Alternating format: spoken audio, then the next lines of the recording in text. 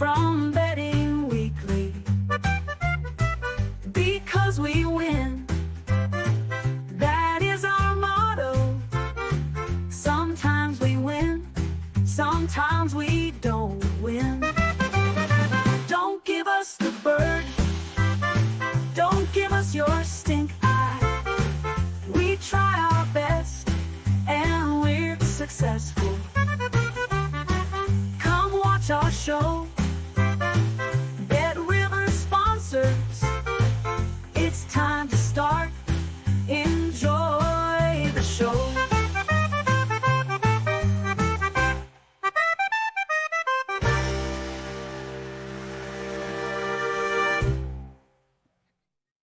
Welcome along to Betting Weekly Live. You're with Dan Roebuck alongside me, Nigel Seeley. We're going to be talking soccer. Two massive games in the Premier League coming your way tonight, of course. Well, I say two massive games. Certainly one big game. Manchester City, obviously in action against Bournemouth, and both have got something to play for.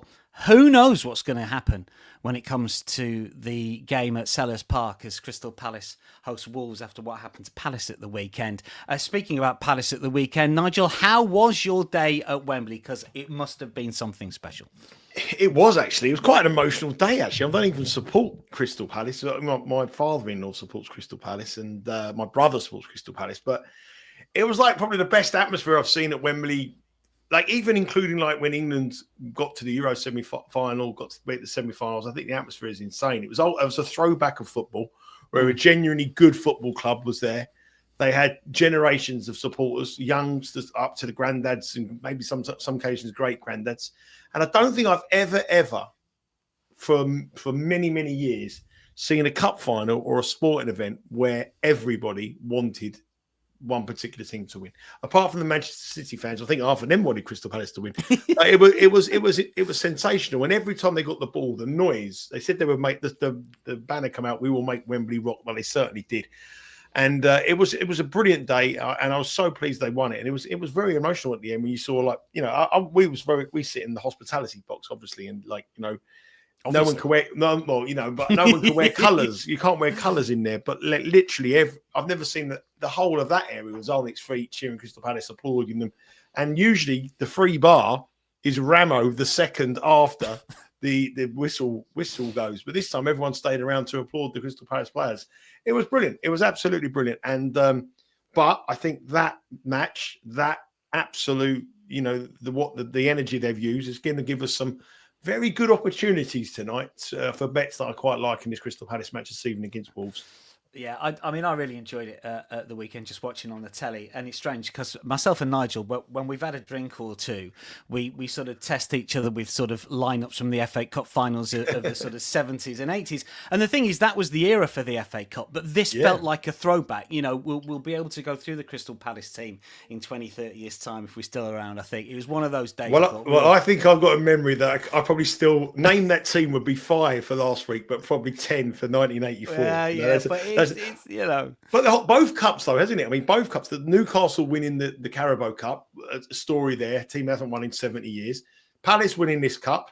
And then obviously you got Tottenham, who haven't won for ages, on the betcast tomorrow, going for the Europa League match. Well, Ginepi said first piece of silverware for Palace will be the first piece of silverware for Spurs tomorrow. Well, they have won things in the past that were very successful. But did you see that? Black and white. Did you see this breaking news? They said that the Bilbao police have said they're very concerned about the flares that the Tottenham fans might be bringing in, but obviously that was the last time they wore them when they were in the cup final. Come on. And look, listen, we're 4.5 minutes into the show almost. And the biggest thing, of course, that happened at the weekend is that Nigel Seeley is now the SGP king after cashing that in the FA Cup final. You know, it was one of those things, Nigel. We've had discussions about maybe dropping the SGP for next season, but you know, you're the king now. It's going to stay. We'll have to do more cup games. I'm the king of the cup. I'm the cup king. So I'm like the Unai Emery of the SGP for the cups. I've only come out of cup competitions. I let Jack do all the league games. I'll do the cup competition. No, I think the reason why I was very, very strong that Palace could frustrate this Man City side, and I knew they played in the week early in the season and lost 5-2. But I knew that tactically, on a game plan and a one-off match, I thought they were frustrated. And it's really nice. You know, I did thought it would be 2-0. The Instagram pic gave 2-0 and SA scored the first goal. But when you actually read something, it's probably the first time this season I've actually read something completely absolutely spot on. When you read it, something spot on, you always have that feeling, and I always have that feeling, when you win a few quid, you think, I should have won more. I should have won more. You always get it. And I think Neil Channing says it in the Dojo one episode. He said, you know, when you're really, really confident about something, that's the one you've really got to get a lot on. And I was really confident that Crystal Palace wouldn't lose that cup final, especially 90 minutes. And it's one of them ones I wish, you know, hindsight's a great thing, but I wish I went in a bit heavier. Welcome in one and all. Duncan, how are you? Steve is with us. Villa fan says, hi Dan, hi Nigel, great newsletter tip. Steve from Lynn says, Nigel, I hit at least 5 different tales from you this week. Thanks very much. Villa fan says, as a Villa fan, genuinely pleased for Palace. We can also say maybe we got eliminated by the winners. Maybe the same in the Champions League as well. Yeah, potentially. Troy says, yeah, I watched the entire match. It felt like a neutral with the NCAA tournament game where the entire arena begins rooting for the underdog. Yeah, that is very, very true. Troy Duncan says, yes, everybody was rooting for Palace. Genepi Palace Wolves should be an entertaining game. Good, relaxed football. Nice 2-2. Would do. Villa fans, do we not think it's the same for the league? Spurs United down the bottom, loads of new teams fighting for Europe. Well, I guess so. And Byron says the Palace win was the greatest win in England that I can remember. And I'm 54, says Byron. Rick says, morning everybody. And Byron says, yeah, great call, Nigel. I had that with the Super Bowl and the Philly win. The only one, sorry, Dan, the only one I can relate it to, and I was thinking about it on the way home from Wembley, the only one I can relate it to where everybody wanted them to win was the crazy gang at Wimbledon. Liverpool, when Liverpool were the top of the table and Wimbledon were the crazy gang against a culture club, and Wimbledon produced that 1-0 win. Similar kind of thing. Got to go early, sat back and defended throughout, saved a penalty as well. Very, very similar kind of thing. And hang on for dear life and defended and frustrated the elite. And that was the only one I can relate to. Duncan's just pointed out Coventry, 1987. Yeah, but it's a different game. Flying header. 3-2 was a different game. I mean, the last 10 minutes there was like nervy for Palace at the weekend. You know, they thought they'd done enough, then let's sit back for 10 minutes. That was an entertaining go. You know, you look at the possession stats in both those cup finals, and like Man City had 88 possession in the first 15 minutes, and they went down scored in the first kick of the game. It was insane. We are going to get to Palace against Wolves. We've got 1 or 2 thoughts on that game. Obviously, Manchester City and Bournemouth as well this Tuesday. Just to let you know, in terms of what we've had betting-wise over the last 24 hours, some big bets placed on Liverpool versus Brighton. I hope everyone was on the newsletter pick. Liverpool, Nigel, were you on the newsletter pick? No, I was on right. I actually bet Brighton draw no bet. I can't even remember what was that. Brighton draw no bet. Thanks. Well, I didn't do it because of you. Thanks for tailing. I do it because I did it because I saw the videos of the Liverpool team partying in Ibiza or wherever they were. I did it. We had a $10,000 play on the draw. Minus 111. So that must have been in play. That was a loss. Obviously, that was a nasty one. Also, $4,000 play on over 4.5 goals at plus 270. And a plus 270, I'm guessing that was before a ball was kicked. So well done to that particular better. Also an $8,000 play on Liverpool double chance. That was a loser at minus 175. And across the globe, we had a $10,000 play on Argentinos Juniors against San Lorenzo live under 1.5 total goals. That was a loss. San Lorenzo through to the semis of the Apertura playoffs, incidentally. And one for Steve Wiss here. Steve had $4,747. I don't know if it was Steve's money. It probably wasn't. Sirius against Norrköping live over 4.5 Asian goals. It was a loser. He wasn't a loser. If Steve had a bet, it would have been a winner, I'm sure. Notable Tuesday live streams for you. A lot of tennis we've got on the site. Diane Parry against Ludmila Samsonova. Also Kachanov against Nishikori in the ATP in Geneva. Altmaier against Alga Alassimi in the ATP in Hamburg. Also Offner against Nuno Borges in Geneva. Nigel might have 1 or 2 plays for us in the tennis live a little bit later in the show. Nigel, yeah, I'm on Tennis Betting Weekly Live today. It's 2 hours after the show as well. So I'll be on there. But if there's anything at the end in play or anything that we missed between the two, I'll because it's all dependent on time. There's been a lot of rain around in Geneva today, so we're behind the schedule. So if there's anything in play or anything between the two shows at the end, I'll have a look and give you some picks that I quite like. Philly guy says, yeah, Eagles, Philly winning. What else have we got here? Steve says it was an unpronounceable Swedish side from Steve that was on. Jeffney says, I was on Gruder to score at any time, plus 180. Gakpo to score or assist at plus 160. Can't believe how Salah missed the target on that Gakpo assist. Right, that's the comments for now. We'll be back. Look, let us know what you're betting in the 2 Premier League games tonight. Myself and Nigel have got 1 or 2 thoughts. Just before we get into the 2 games, obviously this particular game tonight at the Etihad, Nigel, is massive for Manchester City. We know that they're very short at minus 715 for top 5, which gets you Champions League, same price as Newcastle, but they are in 6th place at the moment. So they start the night outside the Champions League spots. They play, obviously, Bournemouth tonight, but then their last game is against Fulham away from home. I don't think they're going to miss out. But looking at that, and we've mentioned this for the last couple of months, Chelsea are vulnerable. They're away at Forest last day of the season. How do you see it, Nigel? Well, I think, I mean, Man City and Newcastle should have enough. But if Fulham, you can never really count on. I mean, at the weekend, we thought Brentford were 2-3 you play between us and they go and win 3-2. And then they're very unpredictable. Well, I think they'll score against Man City at the weekend. I think there'll be goals in that match. So Man City at 7:15 wouldn't be a bet I like. Newcastle at 7:15, all they've got to do is beat Everton at home. Yeah. They'll beat Everton at home. Everton are finished. That could have some park final finale. So Newcastle are there alongside Liverpool and Arsenal. And you're playing for 2 spaces. Aston Villa, I mean, a lot of people in this group are on Aston Villa. I mean, they've got Manchester United. That's going to be after the Europa League. After the Europa League, they could be going as Europa League champions, or it could be a long match, that one as well. So you've got to fancy them to win that.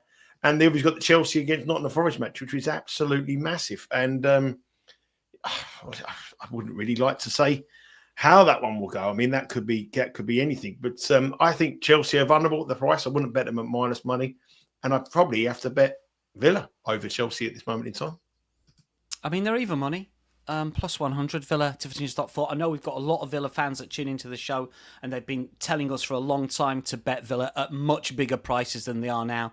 And they're the team in form. They're absolutely flying. I just think that Chelsea might miss out here. And Chelsea missing out brings us nicely on to what potentially might happen with Bournemouth. Because if Chelsea do miss out but win the Conference League, then suddenly there is another opening in the Premier League for another European place, and it will go down to 8th spot. So there's a little bit of either ors. Chelsea have got to finish outside the top 6, finish in 7th spot, and win the Conference League. They play Real Betis, of course, in the final there. So it means that Bournemouth have got something to play for, Nigel. Yeah. City against Bournemouth, the latest prices look like this. City minus 278, Bournemouth are plus 650. They might be a little bit bigger now. No, they're plus 650. Tie plus 430. Obviously, City off the back of the FA Cup final defeat. Bournemouth are 11th, and win will push them to 9th. They play Leicester on the last day of the season at home. So look, Iraola, I think for a long time we thought they might make European football. They still could. Are we framing it that way? How do you see it, just sort of money line and generally who you think might win, Nigel? Well, I mean, the first thing we've got to do is, I mean, we're giving credit to a lot of how Crystal Palace played. The thing we've got to say is how poor were Manchester City. They were very, very poor. The big players didn't turn up. De Bruyne looked the shadow of the former player. Haaland didn't look at it at all. I think he's lost his aura of invincibility. Mamouche, I mean, why? I still can't understand why he took the penalty. I still just can't understand it. They didn't turn up. Foden's got a big problem all season. And this Man City side are still being priced up as though they are the Manchester City side of 2 seasons ago. This is a match that everyone thinks Man City have got to win, and they've totally forgot that Bournemouth are a decent side, having one of their best seasons in the Premier League, if not their best season. So I think the prices on the outright market are absolutely wrong anyway. I've gone for some angles of sort of statistical props in this match. I've looked around and I've looked at some props, and it's a massive match for Bournemouth. As you say, Chelsea win the Europa Conference, then 8th place becomes a target, and Bournemouth have got to win this and then win the last day of the season against Leicester. So they're in it. Then it's not like it's a dead rubber for it. They are in this match, and they will think that on the back of the weekend, they've got a great chance to beat Manchester City. So I expect them to score. I don't think they have anything to fear. If you look at the way that Palace set themselves up to put them on the counter, that is pretty much what Bournemouth do, the same kind of system. And I think Absolutely. they'll be vulnerable. So I do think there's goals here. But where the angle I looked at the prop market in this match. And one of the props I like is the corner market. It's not really something that I do, but obviously, like when we do the Premier League show, I sort of concentrate on other markets. But when we're specifically on this one match or two match on this show, I delve down into the props.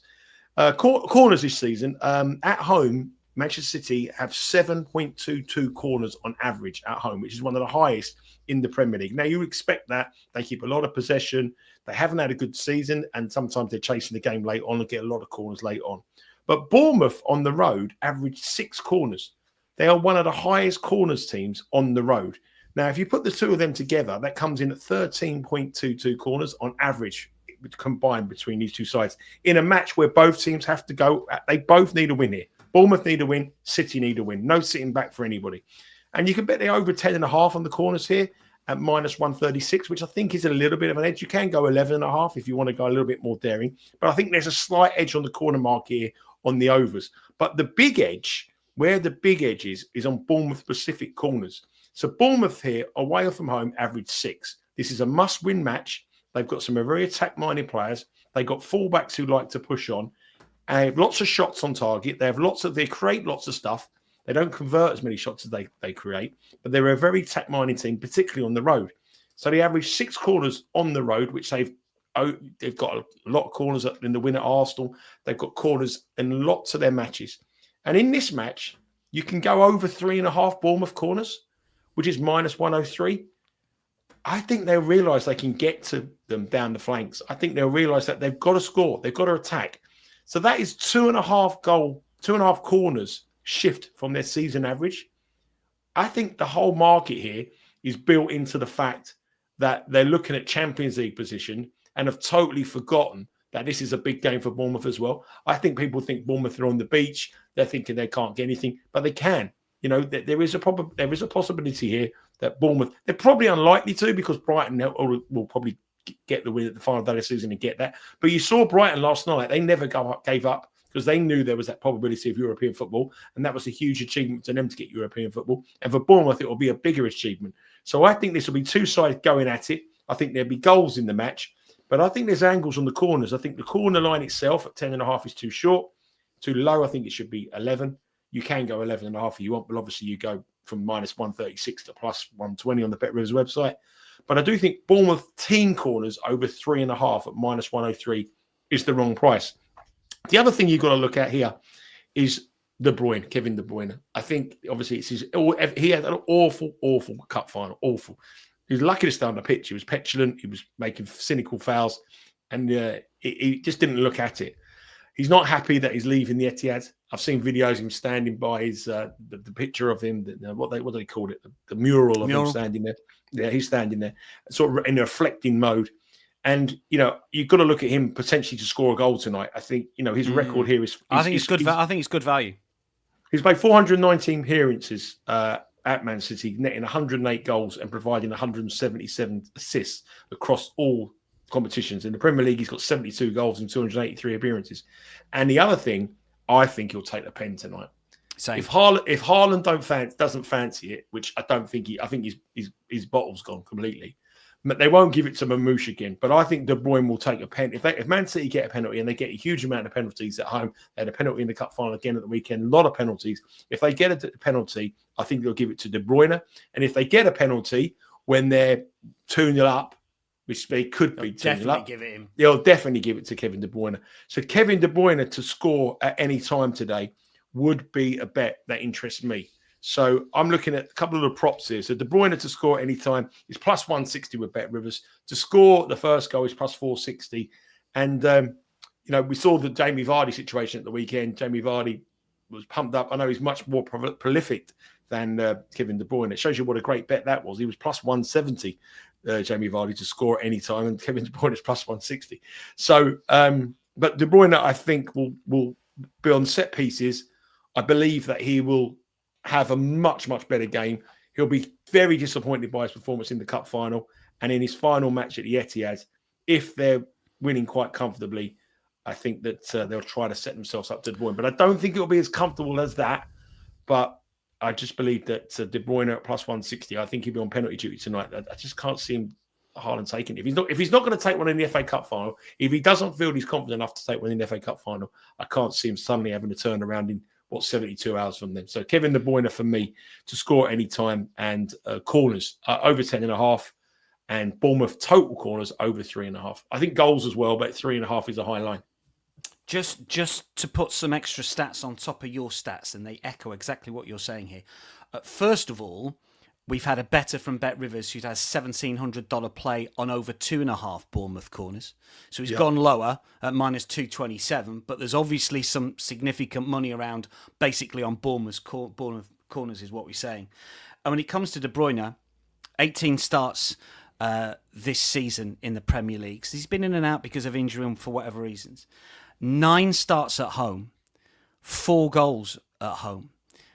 All of his goals have been at the Etihad this season. I think plus 163 or whatever it is, plus 160 to score at any time is a really good value play. I looked at the shots on target and all his stats are about right for the odds.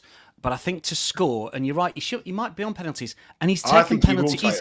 He's taken penalties for Manchester City before. The last 2 penalties he's taken for club and country, he's scored. He has missed for Manchester City, but he's scored more than he's missed by some way. He hasn't taken a penalty for City since the FA Cup in March 2022 against Southampton. He scored that one, so it's not as if he's never taken a penalty for Man City.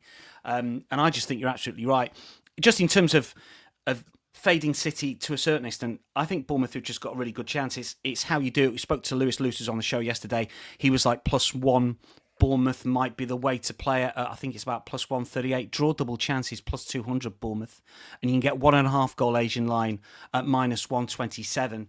I think all those are sort of in play. But I do like the De Bruyne thing. I know it's an obvious one, but I don't think they've really factored everything into that. Let's just take 1 or 2 comments in. Steve, I forgot to mention Steve Limonsen. He backed Szoboszlai to score 7-1 last night. Well done. Philly Guy says he's Cunha playing. We'll talk about the Wolves game shortly. This is an interesting one from Steve from Lynn as well. Kirkes to assist plus 1,300, my weekly donation. I mean, you talk about fullbacks getting forward for corners. Kirkes on one side. I think it's going to be Adam Smith on the other.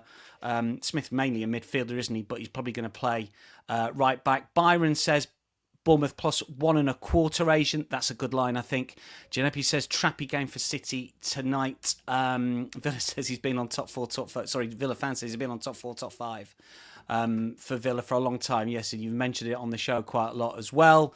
Forest Chelsea game is going to be massive. That is true. Philly Guy says hit a great live play on the Thomas Milan to score at 6-1 for Argentinos Juniors last night. A goal in the 96th minute. What you got for us for the River game, Philly fan? Let us know. Duncan said good price on Bournemouth. Genepi's looking at Semenyo, Evanilson, Kluivert potentially as props. Genepi, Bournemouth, one of the teams that shoot the most. Ladder the corners. Would you ladder the corners? Would you sort of go over 9.5, over 10 and keep going and get I would. I mean, the average is 13.22 for these two sides on the season. Obviously, you've got to bring that down because Man City is such overwhelming favourites. I think I'd stop at 12.5, I think.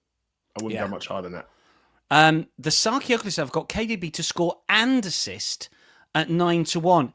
I think he's done that 3 times this season. It's, as you say, he says one last masterclass. That's not the worst shout. When he has scored, he has assisted, I think, 3 times. So look, we're sort of on the De Bruyne train. It's an obvious one, but we think there's a bit of juice in it. And we're sort of fading Bournemouth, fading City, sorry, I am.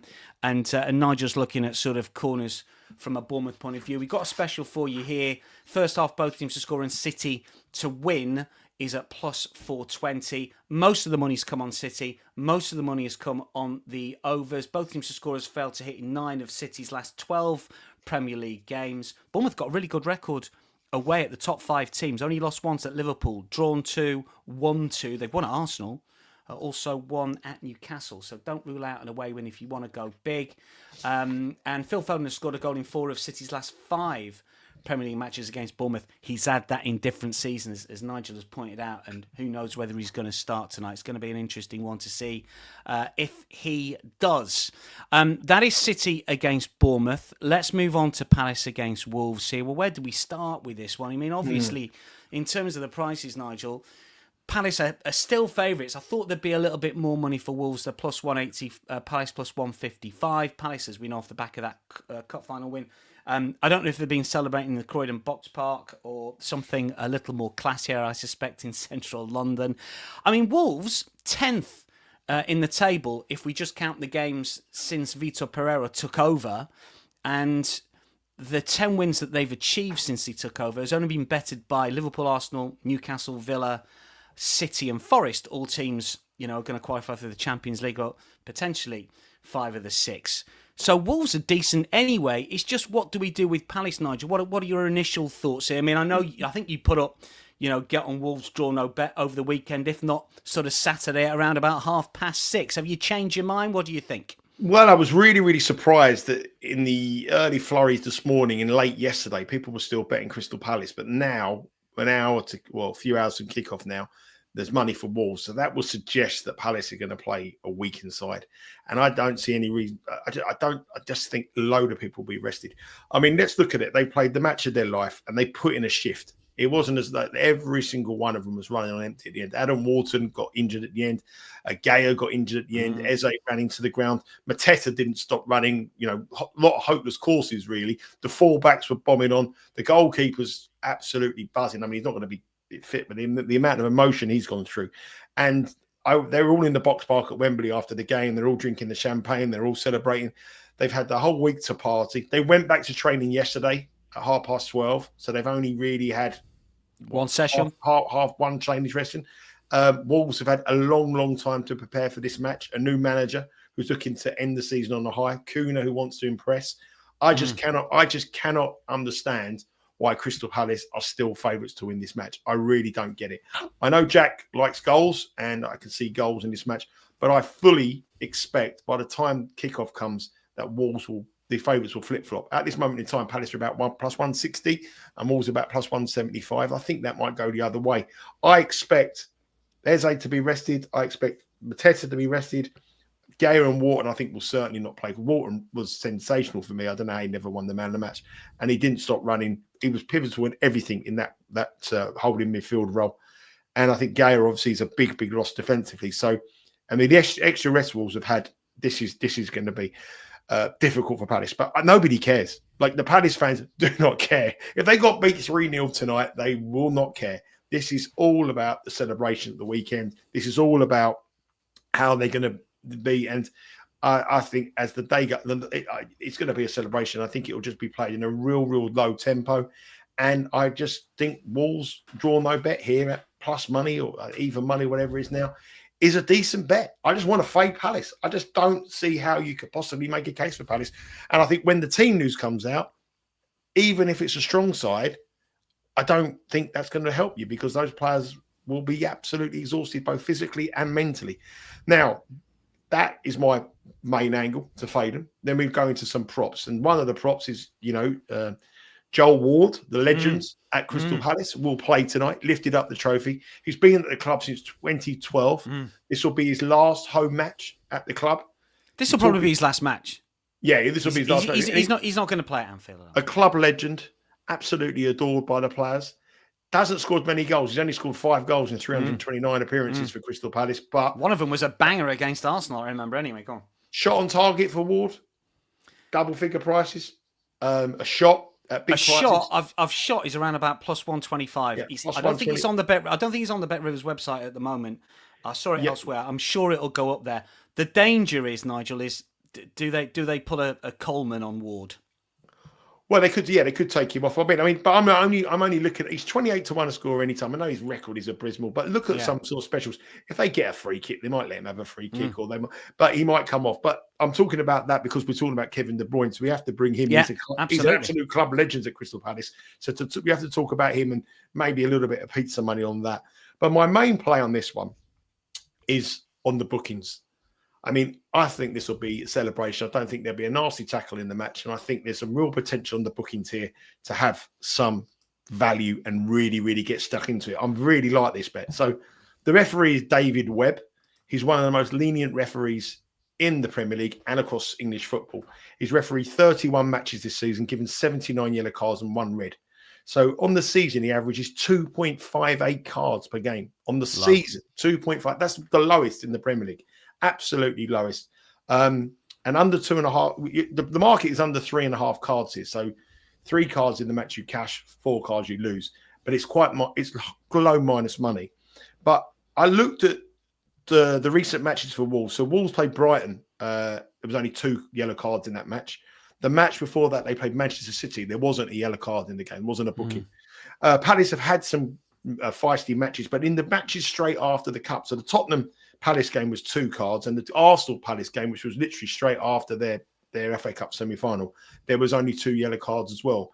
And I would just think that Palace will I think it'll be a play at a friendly pace here tonight.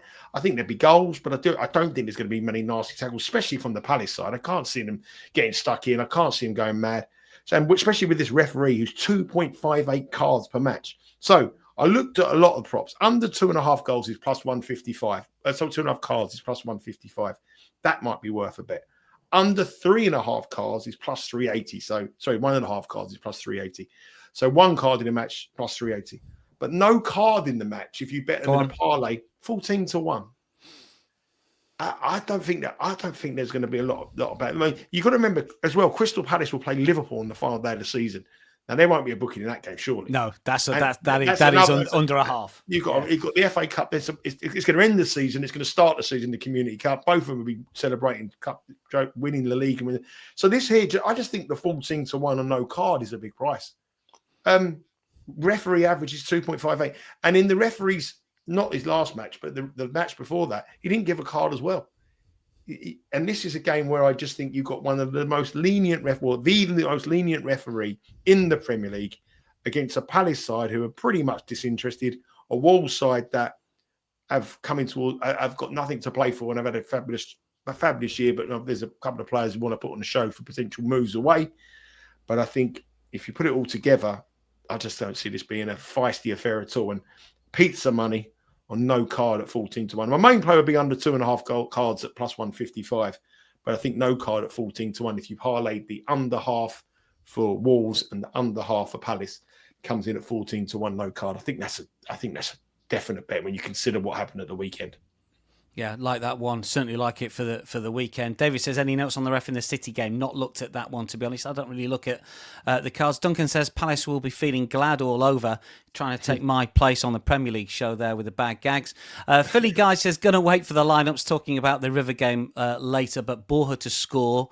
Or maybe Drewsy. Yeah, Drewsy had a really good time at Austin, didn't he, in MLS a few years ago, scored a lot of goals. Steve from Lynn says, what about Munoz? Will he play? I think they basically said Ward's going to play right back. And if he does, it'll be a back 4 rather than a back 3, I would have thought, because Gay's not going to play either. He won't play. Yeah, he's not going to play. Duncan says, Eze, former Wickham onion bag bulger. No wonder he's so good. QPR. He says, learned his trade at the Wickham School of Football Excellence. He was at wasn't he? He was at QPR, but he went to trials in a few different places, didn't he? Ray's with us. Good afternoon, Ray. This is my angle, and very similar to what Nigel was saying about Wolves. I mean, draw no bet is, I think, you put that down first on your betting slip. I just thought that if Palace do have a little bit of a hangover, can Wolves start fast? I mean, the crowd might get behind Palace and it might be the completely other way around. They might absolutely love it for the first half an hour and then drop afterwards. If they start slowly, and they've conceded the first goal of the game at home 10 times in 18 matches this season, including against the likes of Leicester and Southampton. And if Wolves are on it just for the first 45 minutes, if you think that Wolves will score first, they're plus 105 to score first. They've scored first 6 out of 18 away from home, which is obviously no good. But under Pereira, it's 5 from 10, and that includes Leicester, Tottenham, Bournemouth, Southampton and United. So they've sharpened up under Pereira, out of the blocks, away from home, and plus 105, you can argue, is a little bit of value, I think. But generally, I think Wolves tie no bet is the play here, and I like the cards angle. I've got some. I'll give you the referee. Well. I'll give you the referee in the match between Man City. It's Thomas Bramall. Thomas Bramall is the referee. He's I don't know him. He's quite lean as well. He's refereed a lot in the Championship this season, and he's given. He averages about 3.2 cards per game. 3.40 cards per game this season. But he's done last Premier League game he did was Liverpool Tottenham 5-1 back in April, and Liverpool gave 3 cards. But he's done a lot of stuff in the Championship as well. But given 3 red cards this season, and in all his matches this season, the highest cards being 6 cards, and that was in Newcastle's 4-0 win against Leicester. So 72 cards, 3 reds across 22 matches, which averaged 3.40. There you go, and there's more on it in the City game against Bournemouth for sure, Dave. Duncan says was on loan at Wycombe for a season. Think he went to QPR from us. Says Duncan. Incidentally, in terms of where the money's going for this one, and this bears out what the market's telling us really. On the money line, 51% of the money and 54% of the tickets on Crystal Palace. So, it's almost each 2, which is what the market suggests as well. Most of the money is on under. Is it a Jack 2 unit play on overs? Is it It's 2U. Is Yeah, it a dot? He's on a 2U. Yeah, it's a 2U. So he's gone 2U on. Oh no, did he say overs? I can't remember what he said now. It was last week. It was a long time ago. We have had $1,000 on Palace under 4.5 shots on target at +118, and $1,000 on Wolves under 4.5 shots on target at -159. So somebody somewhere is predicting a little bit of a nothing game, which is, I guess, what we're hinting at. Both teams to score us hit in each of Palace's last 6 Tuesday Premier League games. Over 2.5 goals market hit in 6 of Palace's last 7 Tuesday games. 1 or 2 quirky stats there, as you can see. Ez has been first goal scorer in each of Palace's last 2 Premier League matches. Will he start? We just don't know. Do you think Cunha will start tonight? He's been linked with Manchester United. There's a suggestion they're out over the line with that one. Yeah, I think he'll start. I think he will. I mean, he's such a big player. The other thing, I'll just tell you, I've just recorded a good betting weekly dojo this morning with Neil Channing, and it was basically all about the trends on the final day of the Premier League season. It's going to be released probably after this show, so you've got a good chance to watch it. But it basically said that when you get a statistic where you expect goals, you expect cards, and the line is 2.5 or 3.5, whatever you have, on these final games of the season, you need to go for the big one.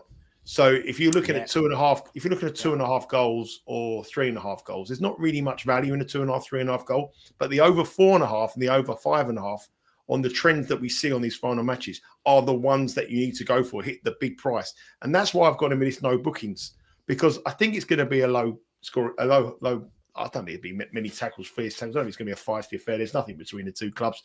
There's no animosity between the 2 clubs. It's the Jeff Thomas derby. He's the nicest guy in football I've ever met. Bloke, yeah. Lovely guy. So no cars. I've gone in for the big one because it seems to be that's where the value lies on these final days. If you think there's going to be low bookings, go for 0 rather than go for +155 on under 2.5 or -130 on under 3.5. Or if you think there's going to be goals, instead of playing the +110 on 3.5, you might as well play the +360 on the 4.5, because when they go over, they go massively over, and when they go under on the cards, they go massively under. Especially there's not really much in the way of variance in the terms of these cards markets in the end of the season.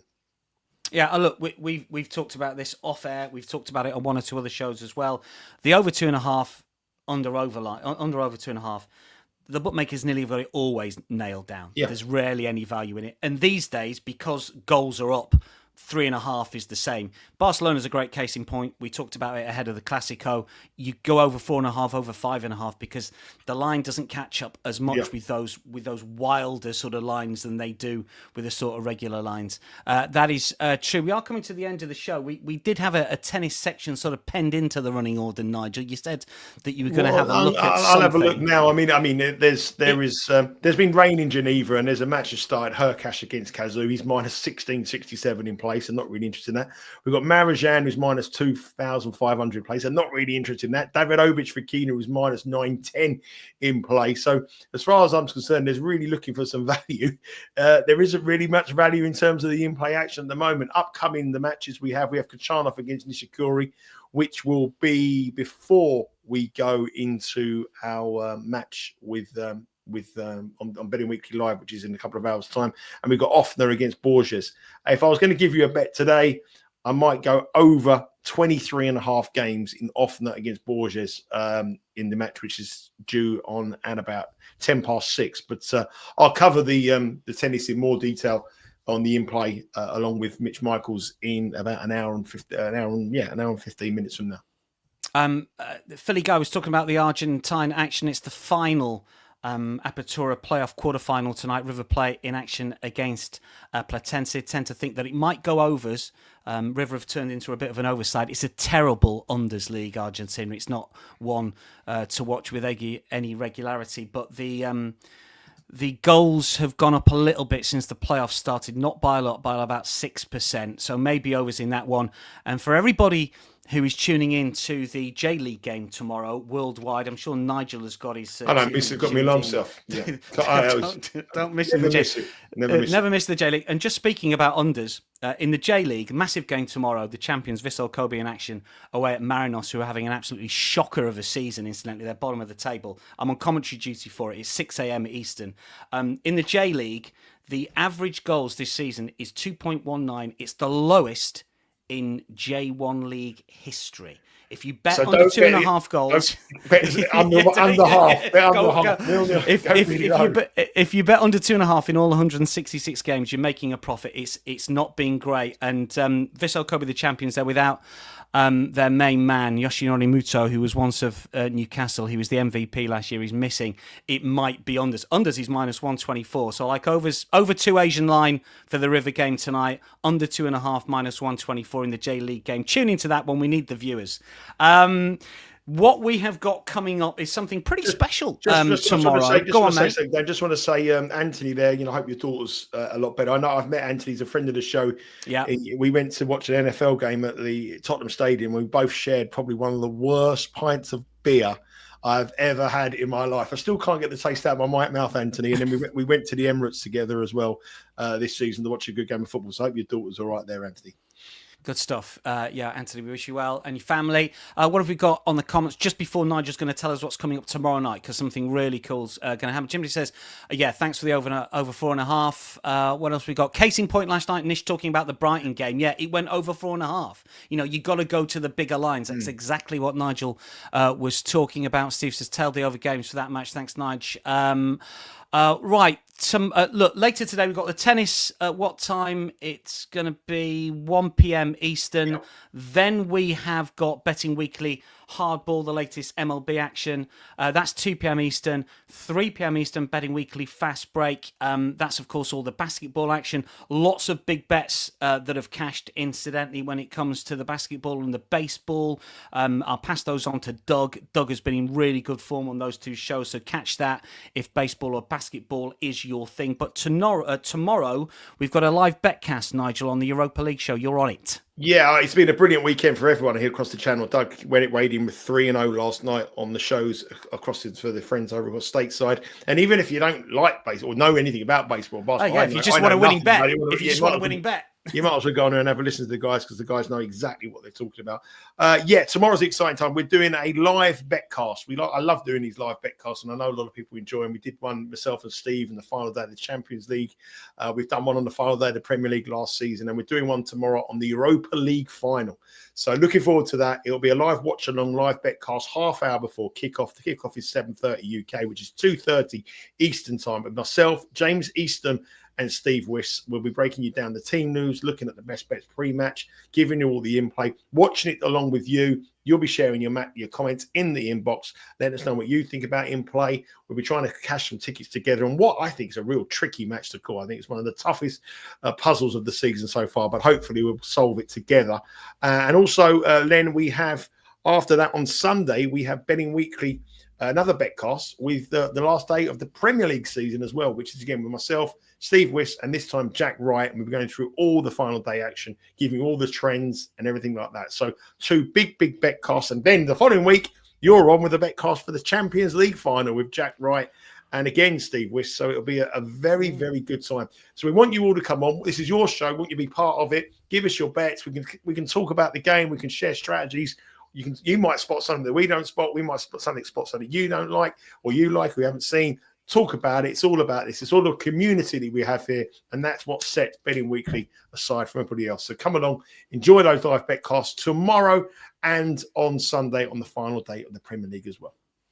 Incidentally, when it comes to this, I don't know why John's put Champions League there. Spurs against Manchester United. Maybe next season. United are the favourites, which I can't quite work out. Listen, Nigel's talking about comments. We're going to be giving lots of Bet Rivers swag away. We've got T-shirts, polos, quarter zips to give away to people who are interacting. Gold jackets. In the chat. Gold jackets. Really? Really? I'll auction my gold jacket for a charity. You know. Get it signed. Listen, we can sleep, they're so big, the family can sleep in the back garden in that gold jacket. And Nigel mentioning the Champions League show, which I am on. And I said, Nigel, wheeling out the big guns for the Champions League. He says, no, I just couldn't get anyone else to do it. Yeah. Anyway, that is brilliant, mate. Nish says, before he goes, he says, got to thank you guys. I'm now patat over 200 units on all official leans and hints you guys suggested over the season across all the shows, footy, tennis. Well done, Nigel, Steve, and all of the team. David said, thanks, have a great day, Susie. Yeah. Look, Nish wants a shirt or a jacket. Join us for the Europa League. Watch along. Get your bets down. The boys will have plenty of fun with that, I'm sure. Best bet when it comes to the action tonight, Nigel. Final thing before we sign off. Have you got best bet? Do you think in the two games? De Bruyne. I think the best bet of the night is under 2.5 call. I keep saying goals. Under 2.5 cards in the Palace v Wolves match. You can tell he never bets the cards. He can't get it out. When he go under, I'm always 2.5 goals. I'm always thinking goals. So under 2.5 goals and plus. I said it again. Under 2.5 cards plus 155 in the Palace Wolves match. The referee averages 2.84 on the season. This is a match that, like, literally is like after the Lord's Mayor show. Under 2.5 cards at plus 155. Go for the lot. 14-1 no card, and I'm all over Wolves on the draw no bet market as well. Man City, I think it's tough, but over 3.5 corners for Bournemouth. Brilliant stuff. We'll let Nigel get a cup of tea. He's going to be back with Tennis Live in just over an hour's time. That is your lot from. Take the dog for walk and pay the builder. We will see everyone a little later if you're on the tennis show. I'll be back later this week with a football show. A good luck, everyone, tonight with your soccer plays.